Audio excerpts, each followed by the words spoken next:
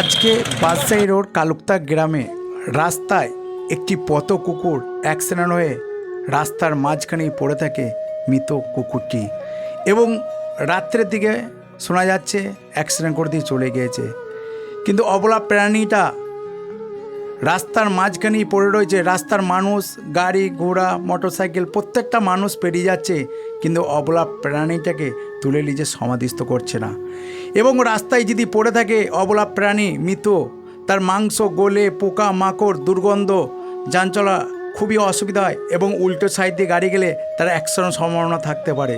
এই অবলা প্রাণী পথ কুকুর ড্রাইভাররা যদি অ্যাক্সিডেন্ট করে, যদি প্রাণীটা বেঁচে থাকে তুলে নিজে চিকিৎসাও করে না, এবং যদি মারা যায় তুলে নিজে তার সমাধিস্থ করে না।